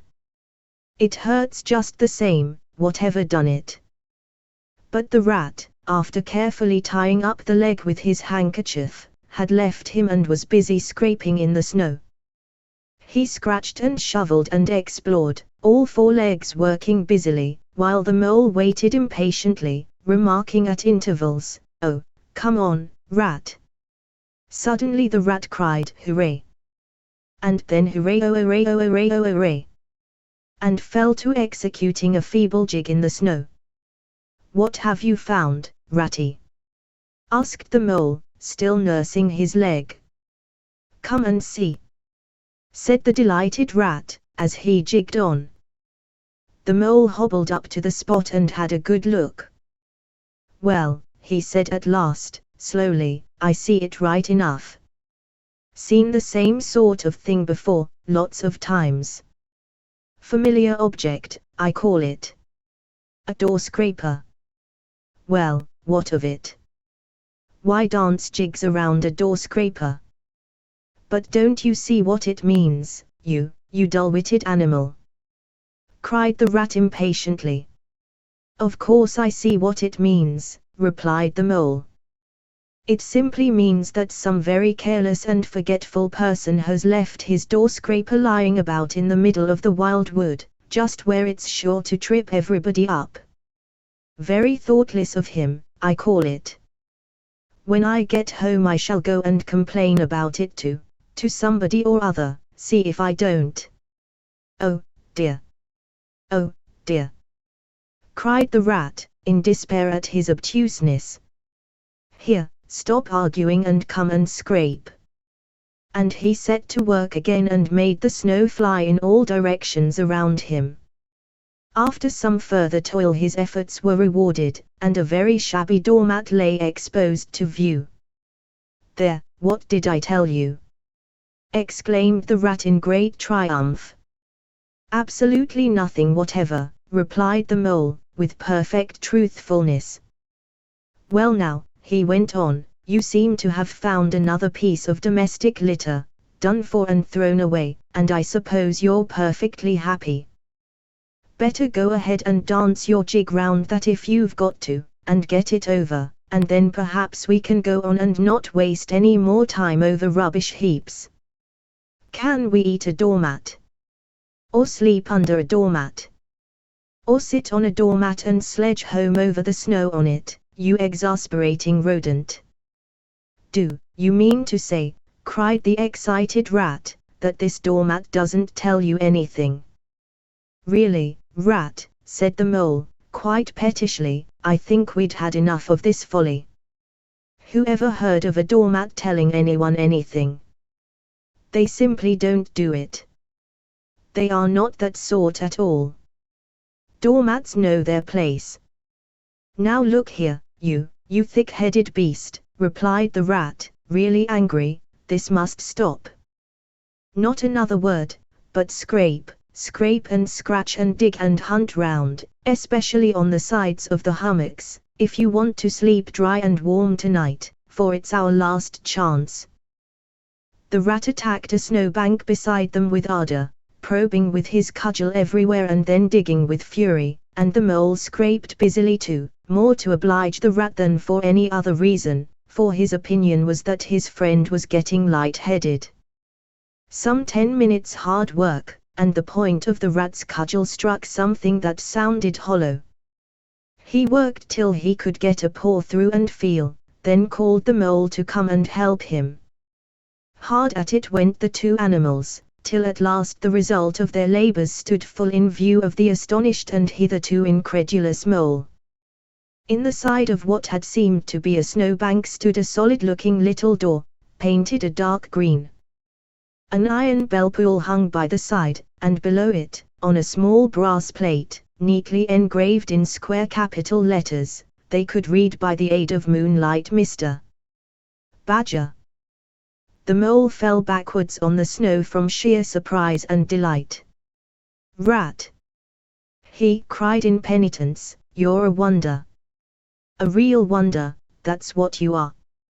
I see it all now.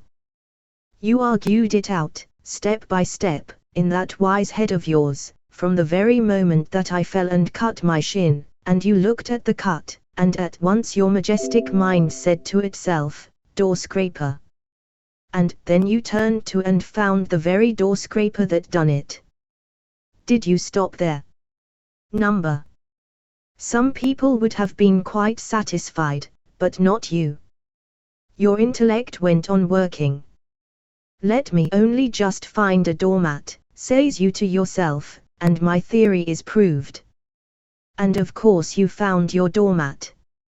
You're so clever, I believe you could find anything you liked. Now, says you, that door exists, as plain as if I saw it. There's nothing else remains to be done but to find it. Well, I've read about that sort of thing in books, but I've never come across it before in real life. You ought to go where you'll be properly appreciated. You're simply wasted here, among us fellows. If I only had your head, Ratty, but as you haven't, interrupted the rat, rather unkindly, I suppose you're going to sit on the snow all night and talk. Get up at once and hang on to that bell pull you see there, and ring hard as you can, while I hammer. While the rat attacked the door with his stick, the mole sprang up at the bell pull, clutched it and swung there, both feet well off the ground, and from quite a long way off they could faintly hear a deep-toned bell respond.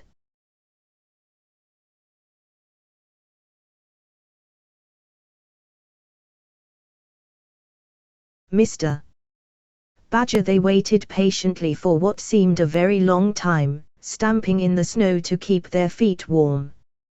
At last they heard the sound of slow shuffling footsteps approaching the door from the inside. It seemed, as the mole remarked to the rat, like someone walking in carpet slippers that were too large for him and down at heel, which was intelligent of Mole, because that was exactly what it was. There was the noise of a bolt shot back, and the door opened a few inches, enough to show a long snout and a pair of sleepy blinking eyes. "Now, the very next time this happens," said a gruff and suspicious voice, "I shall be exceedingly angry. Who is it this time, disturbing people on such a night? Speak up."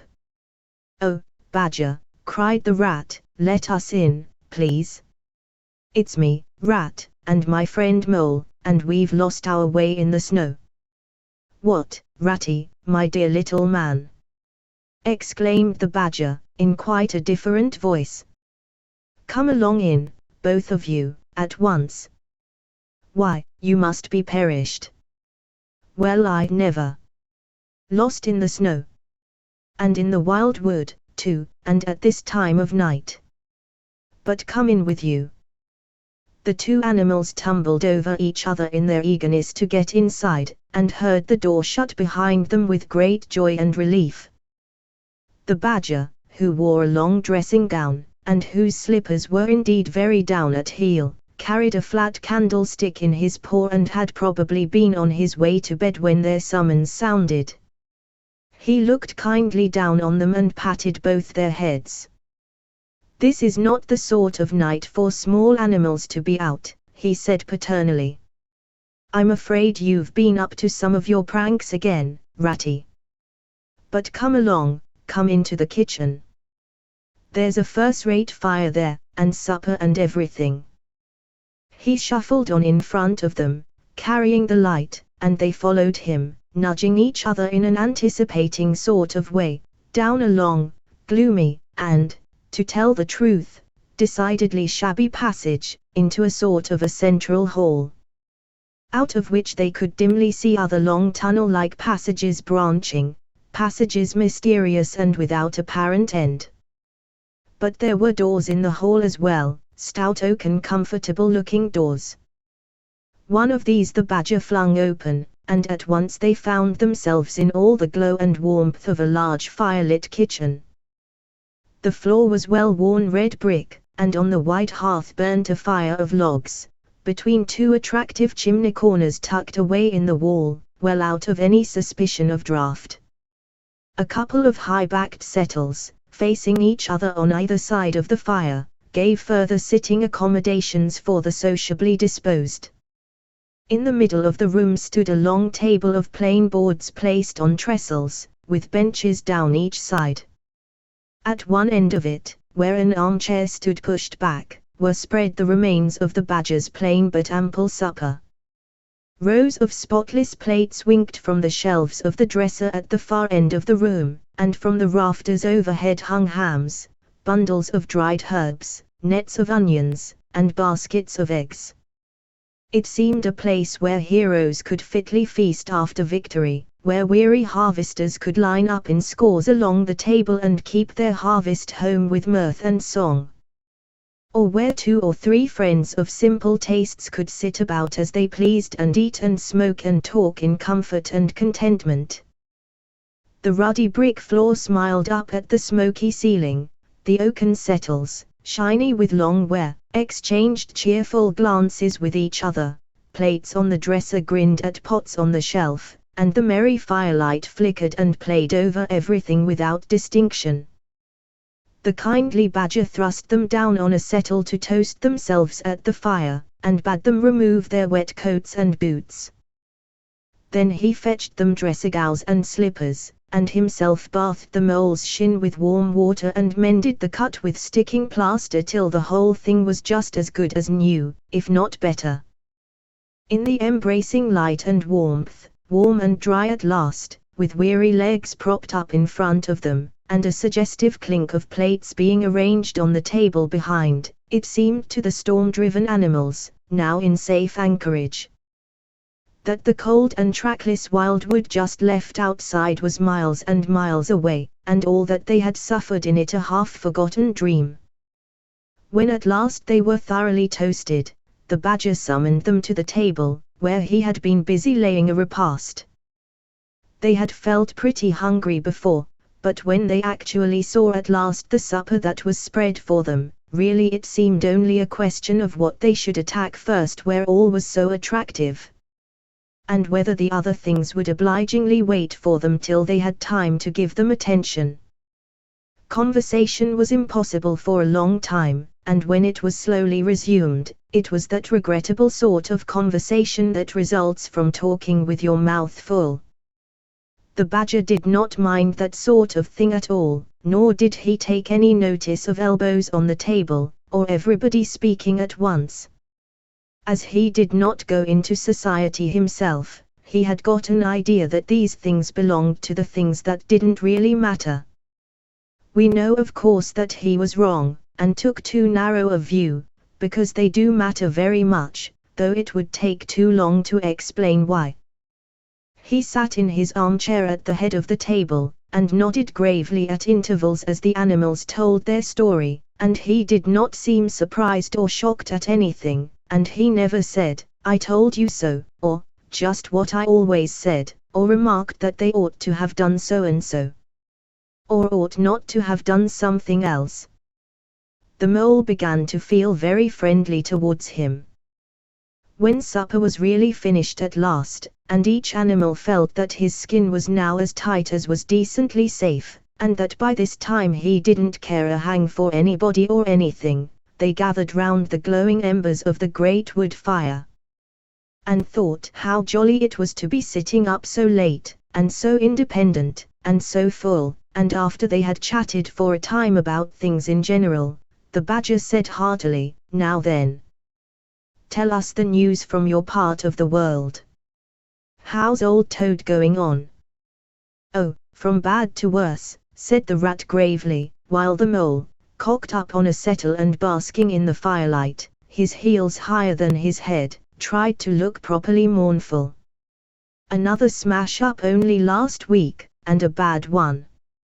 You see, he will insist on driving himself, and he's hopelessly incapable. If he'd only employ a decent, steady, well-trained animal, pay him good wages, and leave everything to him, he'd get on all right. But no, he's convinced he's a heaven-born driver, and nobody can teach him anything, and all the rest follows." "How many has he had?" inquired the badger gloomily. "Smashes, or machines?" asked the rat. "Oh, well, after all, it's the same thing with Toad. This is the 7th. As for the others, you know that coach house of his?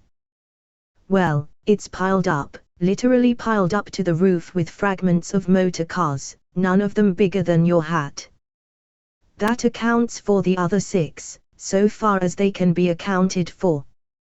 He's been in hospital 3 times, put in the mole, and as for the fines he's had to pay, it's simply awful to think of." "Yes, and that's part of the trouble," continued the rat. "Toad's rich, we all know, but he's not a millionaire. And he's a hopelessly bad driver, and quite regardless of law and order. Killed or ruined, it's got to be one of the 2 things, sooner or later. Badger, we're his friends, oughtn't we to do something?" The badger went through a bit of hard thinking. "Now look here," he said at last, rather severely, "of course you know I can't do anything now." His 2 friends assented, quite understanding his point. No animal, according to the rules of animal etiquette, is ever expected to do anything strenuous, or heroic, or even moderately active during the off-season of winter. All are sleepism actually asleep. All are weather-bound, more or less, and all are resting from arduous days and nights, during which every muscle in them has been severely tested, and every energy kept at full stretch. Very well then, continued the Badger. But, when once the year has really turned, and the nights are shorter, and halfway through them one rouses and feels fidgety and wanting to be up and doing by sunrise, if not before, you know. Both animals nodded gravely. They knew. Well, then, went on the Badger, we, that is, you and me and our friend the Mole, we were to take Toad seriously in hand. We'll stand no nonsense whatever.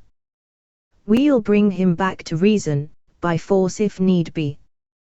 We'll make him be a sensible Toad. You're asleep, Rat. Not me, said the Rat, waking up with a jerk. He's been asleep 2 or 3 times since supper, said the Mole, laughing. He himself was feeling quite wakeful and even lively, though he didn't know why. The reason was, of course, that being naturally an underground animal by birth and breeding, the situation of Badger's house exactly suited him and made him feel at home, while the Rat, who slept every night in a bedroom the windows of which opened on a breezy river, naturally felt the atmosphere still and oppressive. Well, it's time we were all in bed, said the Badger, getting up and fetching flat candlesticks. Come along, you two, and I'll show you your quarters. And take your time tomorrow morning, breakfast at any hour you please. He conducted the 2 animals to a long room that seemed half bedchamber and half lot. The Badger's winter stores, which indeed were visible everywhere, took up half the room, piles of apples, turnips, and potatoes, baskets full of nuts, and jars of honey, but the 2 little white beds on the remainder of the floor looked soft and inviting, and the linen on them, though coarse, was clean and smelt beautifully of lavender, and the Mole and the Water Rat, shaking off their garments in some 30 seconds, tumbled in between the sheets in great joy and contentment. In accordance with the kindly Badger's injunctions, the 2 tired animals came down to breakfast very late next morning, and found a bright fire burning in the kitchen, and 2 young hedgehogs sitting on a bench at the table, eating oatmeal porridge out of wooden bowls. The hedgehogs dropped their spoons, rose to their feet, and ducked their heads respectfully as the 2 entered. There, sit down, said the Rat pleasantly, and go on with your porridge. Where have you youngsters come from? Lost your way in the snow, I suppose. Yes, please, sir, said the elder of the 2 hedgehogs respectfully. Me and little Billy here, we was trying to find our way to school, mother would have us go, was the weather ever so, and of course we lost ourselves, sir, and Billy he got frightened and took and cried, being young and faint-hearted. And at last we happened up against Mr. Badger's back door, and made so bold as to knock, sir, for Mr. Badger he's a kind-hearted gentleman, as everyone knows I understand, said the Rat, cutting himself some rashers from a side of bacon, while the Mole dropped some eggs into a saucepan. And what's the weather like outside? You needn't sir me quite so much, he added. Oh, terrible bad, sir, terrible deep the snow is, said the hedgehog. No getting out for the likes of you gentlemen today. Where's Mr. Badger? Inquired the Mole, as he warmed the coffee pot before the fire. The master's gone into his study, sir, replied the hedgehog, and he said as how he was going to be particular busy this morning, and on no account was he to be disturbed.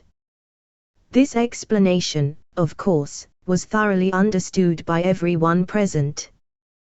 The fact is, as already set forth, when you live a life of intense activity for 6 months in the year, and of comparative or actual somnolence for the other 6, during the latter period you cannot be continually pleading sleepiness when there are people about or things to be done. The excuse gets monotonous. The animals well knew that Badger, having eaten a hearty breakfast, had retired to his study and settled himself in an armchair with his legs up on another and a red cotton handkerchief over his face, and was being busy in the usual way at this time of the year. The front door bell clanged loudly, and the rat, who was very greasy with buttered toast, sent Billy, the smaller hedgehog, to see who it might be. There was a sound of much stamping in the hall, and presently Billy returned in front of the otter, who threw himself on the rat with an embrace and a shout of affectionate greeting. "Get off!" spluttered the rat, with his mouth full. "Thought I should find you here all right," said the otter cheerfully. They were all in a great state of alarm along river bank when I arrived this morning. "Rat never been home all night, nor Mole either. Something dreadful must have happened," they said, "and the snow had covered up all your tracks, of course. But I knew that when people were in any fix they mostly went to Badger, or else Badger got to know of it somehow, so I came straight off here, through the wildwood and the snow. My! It was fine, coming through the snow as the red sun was rising and showing against the black tree trunks. As you went along in the stillness, every now and then masses of snow slid off the branches suddenly with a flop, making you jump and run for cover. Snow castles and snow caverns had sprung up out of nowhere in the Itad snow bridges, terraces, ramparts. I could have stayed and played with them for hours. Here and there great branches had been torn away by the sheer weight of the snow, and robins perched and hopped on them in their perky conceited way, just as if they had done it themselves. A ragged string of wild geese passed overhead, high on the grey sky, and a few rooks whirled over the trees, inspected, and flapped off homewards with a disgusted expression, but I met no sensible being to ask the news of. About halfway across I came on a rabbit sitting on a stump, cleaning his silly face with his paws. He was a pretty scared animal when I crept up behind him and placed a heavy forepaw on his shoulder. I had to cuff his head once or twice to get any sense out of it at all. At last I managed to extract from him that Mole had been seen in the wildwood last night by one of them. It was the talk of the burrows, he said. How Mole, Mr. Rat's particular friend, was in a bad fix, how he had lost his way, and they were up and out hunting, and were chivying him round and round. "Then why didn't any of you do something?" I asked. "You mayn't be blessed with brains, but there are hundreds and hundreds of you, big, stout fellows, as fat as butter, and your burrows running in all directions, and you could have taken him in and made him safe and comfortable, or tried to, at all events." "What, us?" He merely said, "Do something." "Us rabbits." So I cuffed him again and left him. There was nothing else to be done. At any rate, I had learned something, and if I had had the luck to meet any of them I'd have learned something more, or they would. "Weren't you at all nervous?" asked the Mole, some of yesterday's terror coming back to him at the mention of the wildwood. "Nervous?" The otter showed a gleaming set of strong white teeth as he laughed. "I'd give them nerves if any of them tried anything on with me. Here, Mole, fry me some slices of ham, like the good little chap you are. I'm frightfully hungry, and I've got any amount to say to Ratty here. Haven't seen him for an age." So the good-natured Mole, having cut some slices of ham, set the hedgehogs to fry it, and returned to his own breakfast, while the otter and the rat, their heads together, eagerly talked river shop, which is long shop, and talk that is endless, running on like the babbling river itself. A plate of fried ham had just been cleared and sent back for more, when the Badger entered, yawning and rubbing his eyes, and greeted them all in his quiet, simple way, with kind enquiries for every one. "It must be getting on for luncheon time," he remarked to the otter. Better stop and have it with us. You must be hungry, this cold morning. Rather, replied the otter, winking at the mole. The sight of these greedy young hedgehogs stuffing themselves with fried ham makes me feel positively famished. The hedgehogs, who were just beginning to feel hungry again after their porridge, and after working so hard at their frying, looked timidly up at Mr. Badger, but were too shy to say anything. "Here, you two youngsters, be off home to your mother," said the Badger kindly. "I'll send someone with you to show you the way. You won't want any dinner today, I'll be bound." He gave them 6pence apiece and a pat on the head, and they went off with much respectful swinging of caps and touching of forelocks. Presently they all sat down to luncheon together. The mole found himself placed next to Mr. Badger, and, as the other two were still deep in river gossip from which nothing could divert them, he took the opportunity to tell Badger how comfortable and home-like it all felt to him. "Once well underground," he said, "you know exactly where you are. Nothing can happen to you, and nothing can get at you. You're entirely your own master, and you don't have to consult anybody or mind what they say. Things go on all the same overhead, and you let 'em, and don't bother about 'em. When you want to, up you go, and there the things are, waiting for you." The Badger simply beamed on him. "That's exactly what I say," he replied. "There's no security, or peace and tranquility, except underground. And then, if your ideas get larger and you want to expand, why, a dig and a scrape, and there you are. If you feel your house is a bit too big, you stop up a hole or two, and there you are again. No builders, no tradesmen, no remarks passed on you by fellows looking over your wall, and, above all, no weather. Look at Rat, now. A couple of feet of flood water, and he's got to move into hired lodgings, uncomfortable, inconveniently situated, and horribly expensive. Take Toad. I say nothing against Toad Hall, quite the best house in these parts, as a house. But supposing a fire breaks out, where's Toad? Supposing tiles are blown off, or walls sink or crack, or windows get broken, where's Toad? Supposing the rooms are drafty, I hate a draft myself, where's Toad? No, up and out of doors is good enough to roam about and get one's living in, but underground to come back to at last, that's my idea of home." The mole assented heartily, and the Badger in consequence got very friendly with him. "When lunch is over," he said, "I'll take you all round this little place of mine. I can see you'll appreciate it. You understand what domestic architecture ought to be, you do." After luncheon, accordingly, when the other two had settled themselves into the chimney corner and had started a heated argument on the subject of eels, the Badger lighted a lantern and bade the mole follow him. Crossing the hall, they passed down one of the principal tunnels, and the wavering light of the lantern gave glimpses on either side of rooms both large and small, some mere cupboards, others nearly as broad and imposing as Toad's dining hall. A narrow passage at right angles led them into another corridor, and here the same thing was repeated. The mole was staggered at the size, the extent, the ramifications of it all, at the length of the dim passages, the solid vaultings of the cramped story chambers, the masonry everywhere, the pillars, the arches, the pavements. "How on earth, Badger," he said at last, "did you ever find time and strength to do all this? It's astonishing."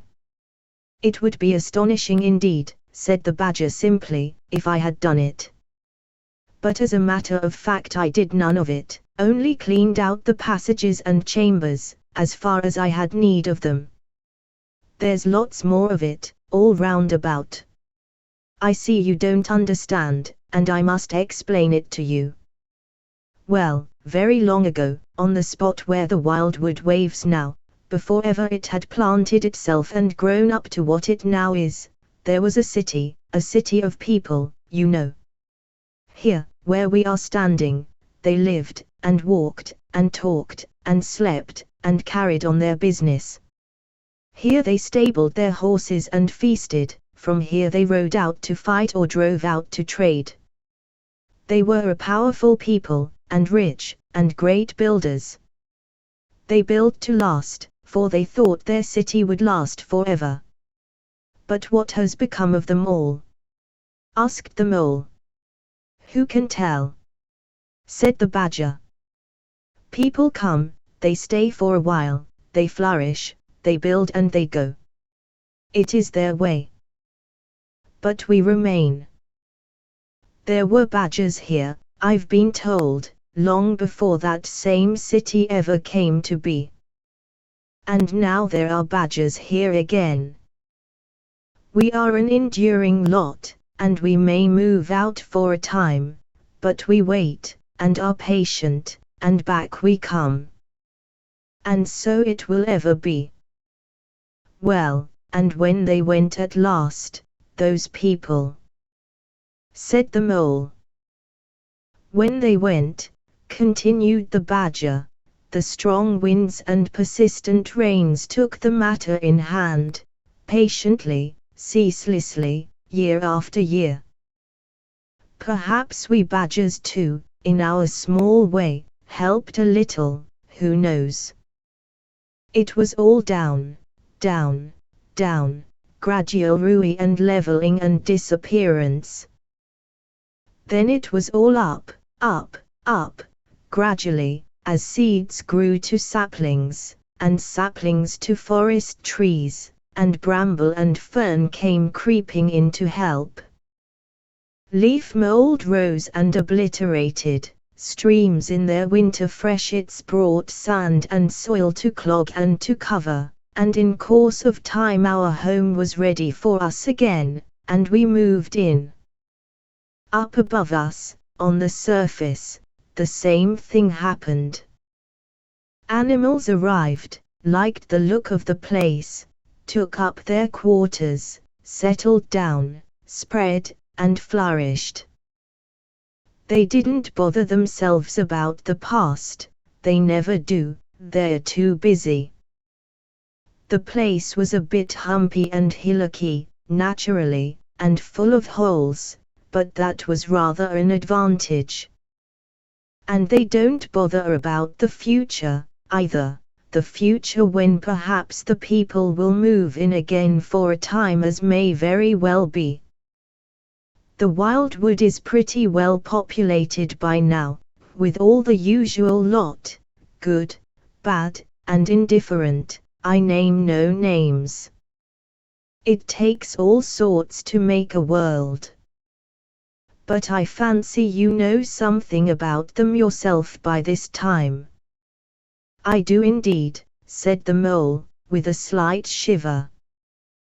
Well, well, said the badger, patting him on the shoulder, it was your first experience of them, you see. They're not so bad really, and we must all live and let live. But I'll pass the word around tomorrow, and I think you'll have no further trouble. Any friend of mine walks where he likes in this country, or I'll know the reason why. When they got back to the kitchen again, they found the rat walking up and down, very restless. The underground atmosphere was oppressing him and getting on his nerves, and he seemed really to be afraid that the river would run away if he wasn't there to look after it. So he had his overcoat on, and his pistols thrust into his belt again. Come along, mole, he said anxiously, as soon as he caught sight of them. We must get off while it's daylight. Don't want to spend another night in the wildwood again. It'll be all right, my fine fellow, said the otter.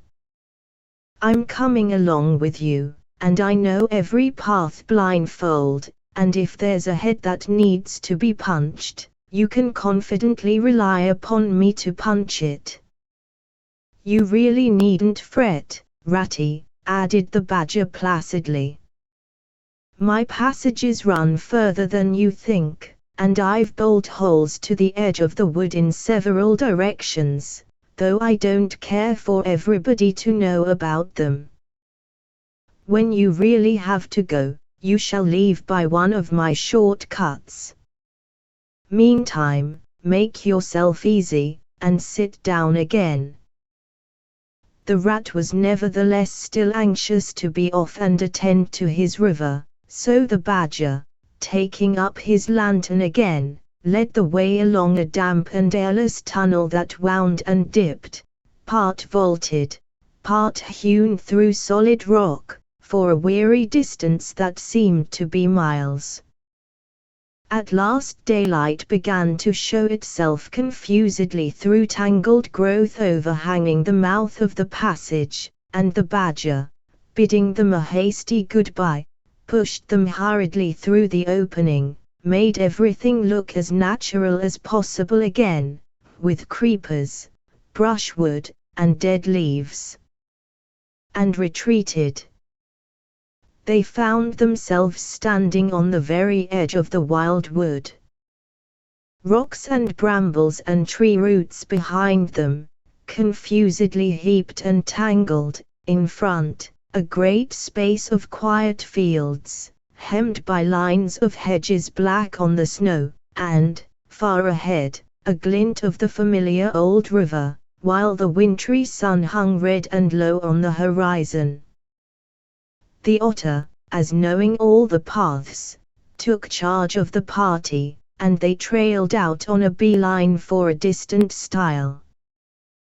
Pausing there a moment and looking back, they saw the whole mass of the wild wood, dense, menacing, compact, grimly set in vast white surroundings. Simultaneously they turned and made swiftly for home, for firelight and the familiar things it played on, for the voice, sounding cheerily outside their window, of the river that they knew and trusted in all its moods, that never made them afraid with any amazement.